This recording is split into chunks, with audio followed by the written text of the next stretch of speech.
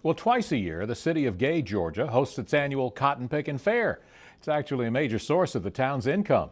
A town that measures just under 1 square mile and has a population, well, it's a whopping 87 people. Yeah, and sure, it may just be a tiny blip on the radar, but not long ago, Gay, Georgia played a huge role in developing Georgia's agriculture as we know it today.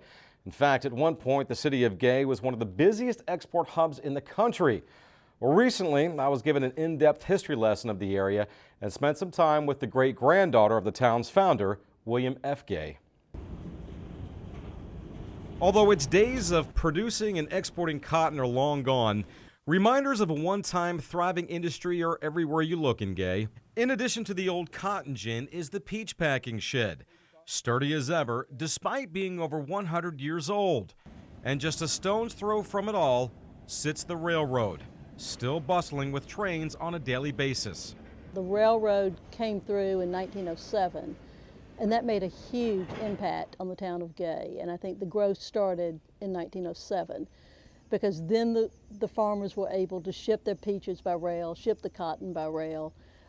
They could also process their cotton seed and send it to the plants. So the rail line was extremely important to this small town.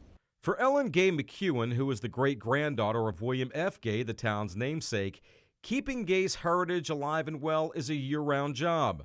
Twice a year, in fact, she organizes the always popular Cotton Pickin' Fair, which traditionally draws some 30,000 visitors to Gay. Ellen says with her ancestors looking on from the grave, being the fair's organizer amounts to a great deal of pressure. There is, and because you know what a tradition this fair has. For 41 years we've been doing this, and it's my job to keep the quality and to keep the people coming back year after year. You want your return visitors, but you also want the new visitors. And with agriculture no longer the town's major source of revenue, the fair is now the principal fundraising event for civic clubs, churches, schools, and is said to be a vital element for the economic future of Meriwether County in West Georgia. However, other sources of income include vintage lumber and interiors, whose products are in high demand across the country. And then there's Big Red Oak Plantation, a former 2,500-acre farm that in its heyday produced commodities such as cotton, peaches, corn, and soybeans. Nowadays, it's considered one of Georgia's finest bobwhite quail and white-tailed deer hunting habitats. We've ended up being more of a tree farm now.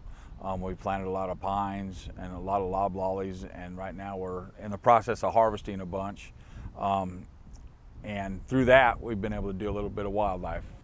The big town of Gay is still closely related, and all the people still get together like they did in the old days. They've still got a co-op that they all come and eat on a Friday night. You know, they've still got, it's just a real close-knit community, and it's kept them close-knit. Well, I can speak from the 50s up to present day. You know, there was a lot of farming going on, a lot of cotton grown, a lot of sharecroppers.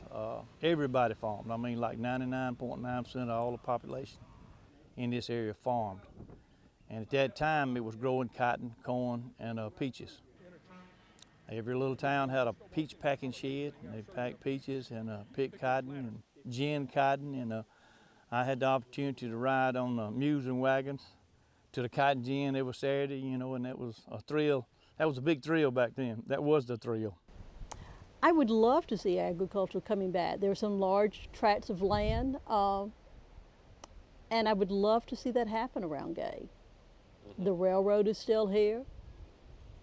It's still an easy trip to the interstate. So Gay is still a viable town and could make a huge difference.